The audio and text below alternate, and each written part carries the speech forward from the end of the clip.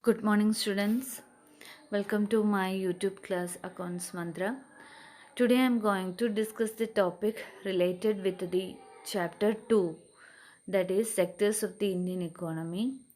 Here, on the basis of the employment conditions, the activities are classified in the following ways, that is, organized sector and unorganized sector. This organized sector and unorganized sector, these are the two sectors of the economic activities that on the basis of the conditions that prevail in these sectors they classified. First one, on the basis of the organized sector, the terms of employment are regular in nature and people have assured work. They follow the rules and regulations implemented by the government. They enjoy security of employment and are expected to work only a fixed number of hours. They get paid leave, payment during holidays, provident fund, gratuity, etc. They also get medical benefits as well as pension. These are the characteristics or features of organized sector because they are under the control of rules and regulations that implemented by the government. So the workers or employees, those who are working in this organized sector, have a regular job and they have job security and they all are getting the benefits which one is provided by the government. But in the case of an unorganized sector, they are small and scattered unit and they are not registered by the government, so they don't follow rules and regulations.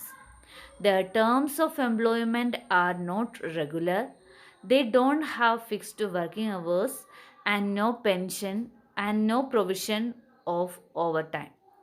They don't provide the benefits like job security, paid leave, medical leave, etc.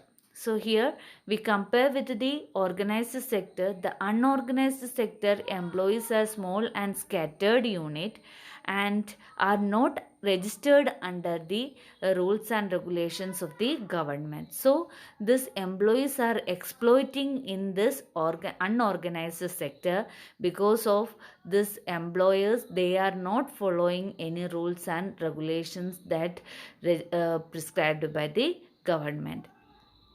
And in this case the employment are not regular because the employees can be terminated any time from the job and they have not getting a proper working hours and the working conditions also not good at all, and they have no provision for overtime facilities.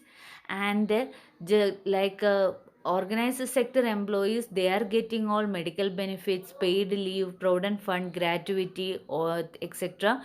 But in the case of unorganized sector, these facilities and benefits are not enjoying by the employees of unorganized sector. That means they are not getting paid leave, that payment during holidays and medical leave, and gratuity, provident fund, etc.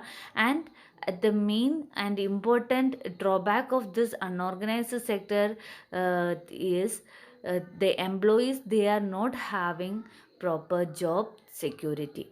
That means anytime they have been terminated from the employment, and the employees, those who are working in this sector, are facing difficulty to find out a new job from year after year.